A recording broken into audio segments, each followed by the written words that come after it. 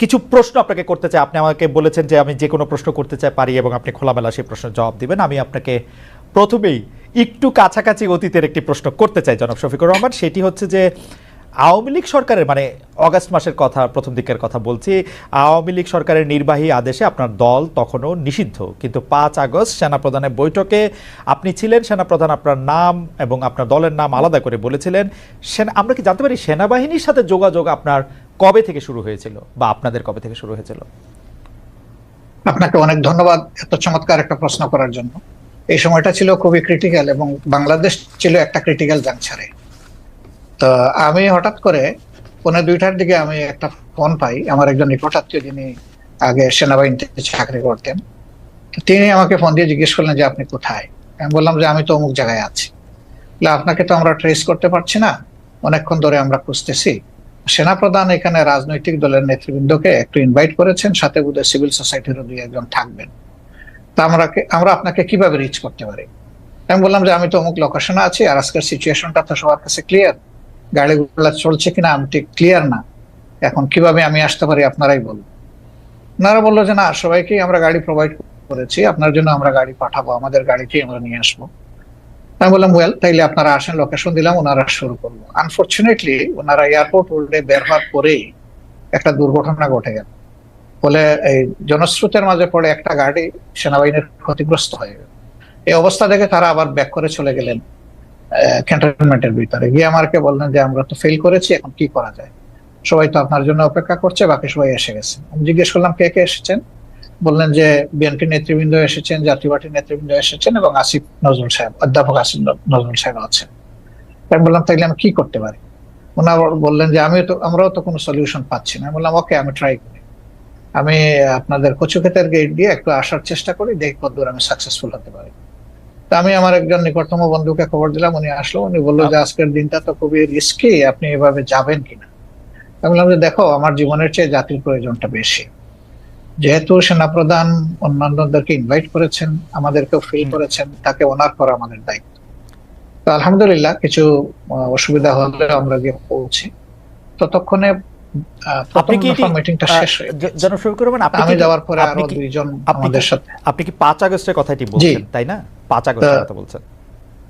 আমি 5 আগস্টের কথা। অর্থাৎ 5 আগস্টের আগে কি আপনাদের সাথে 5 আগস্টের আগে কি আপনাদের সাথে সেনাবাহিনীর কোনো যোগাযোগ? আগে ওনাদের সাথে তো আপনার না, আমি ওনাকে সরাসরি ফিজিক্যালি চিন্তাও না এবং কোনো কথাও। আপনার কাছে কি মনে হয় যে আপনার একটা নিষিদ্ধ রাজনৈতিক দল, ওনার কাছের লোকেরা, জনাব শফিকুর রহমান, আপনার কাছে কি মনে হয় যে আপনার একটা নিষিদ্ধ রাজনৈতিক দল, সেনাবাহিনীর প্রধান আপনাদেরকে আমন্ত্রণ জানাচ্ছেন আলোচনা করার জন্য, সেটি আসলে মানে কতটা যৌক্তিক বা কতটা গ্রহণযোগ্য? আপনার কাছেও কি এটি খুব গ্রহণযোগ্য মনে হলো? আপনার কাছে মনে হয় না যে এটা একটা ট্র্যাপ হতে পারে, এটা অন্য জিনিস হতে পারে? কারণ আপনি তো আসলে একটা নিষিদ্ধ রাজনৈতিক দলের আমির তখনও। আমি আসলে এটা মোটেই মনে হয়নি এবং আমি মনে করিও নি। আপনি এখন নিশ্চয়ই জানতে চাইবেন যে কেন আপনি মনে করলেন না। আমি মনে করি না এই কারণে, আপনি লক্ষ্য করবেন যে 1 আগস্ট যখন আমাদেরকে নিষিদ্ধ ঘোষণা করা হয় তখন প্রেক্ষাপটটা কি ছিল।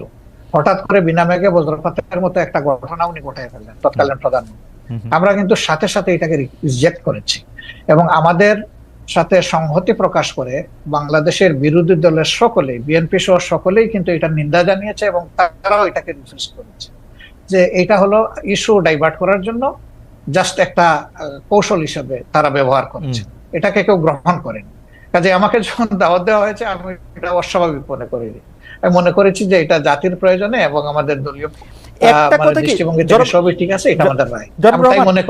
জনাব রহমান, আপনার কাছে কি মনে হয় যে এই সরকারের সাথে আপনার একটা নিবিড় সম্পর্ক রয়েছে? বা অনেকে এটাও বলে থাকেন যে আন্দোলনটি হয়েছে আওয়ামী লীগ সরকারের বিরুদ্ধে, অবশ্যই আওয়ামী লীগ সরকার ফেসিস্ট একটি সরকার ছিল, যে সরকার 15 বছর ধরে মানুষের গণতান্ত্রিক অধিকার হরণ করে রেখেছিল, কিন্তু এই সরকারের বিরুদ্ধে যে আন্দোলন হয়েছিল সেই আন্দোলনে কি জামায়াত ইসলামের একটা বড় ভূমিকা ছিল? এই সরকার যারা এইটা করতে এসছে তাদের কি আসলে, তাদের সাথে কি জামায়াত ইসলামের একটা অনেক নিবিড় সম্পর্ক রয়েছে? কেন আমি এই প্রশ্ন করছি একটু আমি বলে রাখি। আমরা কিন্তু দেখতে পাচ্ছি ঢাকা সহ বা মানে ঢাকা, যদি আমি স্পেসিফিক আমরা কিছু নাম বলি, পাবলিক ইউনিভার্সিটিগুলির উপাচার্য পদে বা অন্যান্য অনেক কি পজিশনে যাদের নিয়োগ দেওয়া হচ্ছে, অনেকেই বলছে তারা আপনাদের লোক। এই সরকারের মধ্যে জামায়াতে ইসলামী সবচেয়ে বেশি ডালপালা মিলছে বা সবচেয়ে বেশি প্রভাব বিস্তার করছে, এরকম দেখা যাচ্ছে, মনে হচ্ছে। ওয়েল, আপনি যেটা বলেছেন সেটা আমি এইভাবে দেখছি না। আমি দেখছি যে উপদেষ্টার মহোদয়দের সাথে আমাদের একদিনই কিন্তু ফর্মাল সিটিং হয়েছে। হুম। পার্সোনালি কারো কারোর সাথে সম্পর্ক আছে, তাদের সাথে হয়তো পার্সোনাল লেভেলে কথা হয়েছে, কিন্তু ফর্মাল মিটিং আমাদের একদিনই হয়েছে। যেদিন প্রথমে বিএনপি কে ডাকা হয়েছিল, তারপরে আমাদেরকে, এরপরে অন্যান্য দলকে একত্রে ডাকা হয়েছিল। 3টা স্লটে তারা কনভারসেশন করেছিলেন বা ভিউজ এক্সচেঞ্জ করেছিলেন। তা আমরা সেখানে একটা কথা বলেছিলাম যে এখানে ব্যাপক সংস্কারের প্রয়োজন হবে। 15.5 বছরের অনেক জঞ্জাল সৃষ্টি হয়েছে, এটা তো ক্লিয়ার করা লাগবে। তা আমাদের কথা একটাই থাকবে যে আপনাদের দৃষ্টিতে যারা ইফিশিয়েন্ট, কম্পিটেন্ট এবং স্মার্ট এবং এই দায়িত্ব পালনে যারা সক্ষম, তাদেরকে আপনারা বিভিন্ন জায়গায় পদায়ন করবেন। আমরা কোনো নির্দিষ্ট নাম আপনাদের কাছে রেফার করতে চাইনি। এটা আপনাদের নিরপেক্ষ বিবেচনার উপর, বিবেকের উপর আমরা ছেড়ে দিলাম। আর যারা এখানে নিয়োগ পাচ্ছেন, কোনো শিক্ষককে আমরা বা অন্য কোনো দলের এইভাবে আমি আসলে কালার করতে একেবারে মোটেই রাজি না। কারণ শিক্ষক শিক্ষকই, তার মর্যাদা সকল ছাত্রের কাছে, তার পরিচয় তিনি একজন শিক্ষক। সেই হিসাবে তাকে যদি কোনো দলীয় রূপ দেওয়া হয়, তাহলে এটা তাদের প্রতি জাস্টিসও হয় না, আর তারা দায়িত্ব পালনেও সেই রকম সক্ষম হবেন না। এই জন্য এই বিষয়টাকে কে কিভাবে দেখছেন আমরা জানি না, কিন্তু আমরা এইভাবে দেখছি। ওকে, আপনারা কি তাহলে শিক্ষককে আপনারা শিক্ষকই বলতে চাইছেন? আমি জাস্ট এক লাইনে জানতে চাইতেছি, আওয়ামী লীগও যাদেরকে নিয়োগ দিয়েছিল তারা তো শিক্ষকই ছিলেন, কিন্তু তাদের কিন্তু আমরা দেশব্যাপী, রাষ্ট্রব্যাপী বিভিন্ন জায়গায় বিভিন্ন অমর্যাদা হতে দেখেছি। তাদেরকে পদত্যাগ করতে বাধ্য করা হয়েছে, তাদেরকে বিভিন্ন ধরনের লাঞ্ছনা বা গঞ্জনার মধ্যে দিয়ে যেতে হয়েছে। সেটা আপনি আসলে কিভাবে দেখেছেন? জামাত ইসলাম কিভাবে দেখেছেন? আমি কিভাবে দেখছি সেটা একটা ইম্পর্টেন্ট প্রশ্ন। যারা শিক্ষক হিসেবে তখন বিভিন্ন পদে দায়িত্ব পালন করছিলেন, কেউ বিসি ছিলেন, কেউ প্রো বিসি ছিলেন, প্রক্টর ছিলেন, অ্যাসিস্ট্যান্ট প্রক্টর ছিলেন, প্রভোস্ট ছিলেন, এই ধরনের বিভিন্ন বিশ্ববিদ্যালয়ে যে কাঠামোটা থাকে, প্রশাসনিক কাঠামো। কিন্তু আমরা সেখানে কি দেখলাম? আমরা সেখানে দেখলাম যে বছরের পর বছর সেখানে একটা ছাত্র সংগঠন দাপিয়ে বেড়াচ্ছে, সবকিছুতে গণরুম সৃষ্টি করেছে, মানুষ পিটিয়ে মারছে, ঠান্ডার মধ্যে রেখে দিয়েছে ফেলে। সেখানে সে নিউমোনিয়া আক্রান্ত হয়ে একটা ছেলে ঢাকা বিশ্ববিদ্যালয়ের মারা গেল। তারপরে বুয়েটের আবরারের যে ঘটনা, অত্যন্ত নৃশংস ঘটনা। সেই ক্ষেত্রে আমরা কিন্তু শিক্ষকদের কাছে যা আশা করি সেই পারফরমেন্সটা তারা কিন্তু তখন করেন। কিন্তু তারপরেও আমি বলবো যে শিক্ষকের অমর্যাদা এটা কোনোভাবেই হওয়া উচিত নয়। তার আলটিমেট পরিচয় তিনি একজন শিক্ষক। আচ্ছা, তিনি যদি তার কার্যকলাপের কারণে তার নিজের শিক্ষার মর্যাদা নষ্ট করেও থাকেন, তবুও শিক্ষককে কেউ অমর্যাদা করুক, এটা আমাদের মোটেই পছন্দ না। আচ্ছা, আমি একটু আবার অনেক বিষয় নিয়ে আপনার সাথে কথা বলতে হবে। আমরা অনেকে মানে আপনি এসেছেন বলে অনেকে আমাদের অনুষ্ঠান দেখছেন, সেজন্য আপনি আমার তাড়াহুড়াকে একটু ক্ষমা সুন্দর দৃষ্টিতে দেখবেন, কিন্তু অনেক বিষয় নিয়ে আপনাকে প্রশ্ন করতে হবে, অনেক বিষয় আমাদের জানার আছে। আমি একটু আপনার গঠনতন্ত্র থেকে, জামাত ইসলামের গঠনতন্ত্র থেকে একটু পড়ি।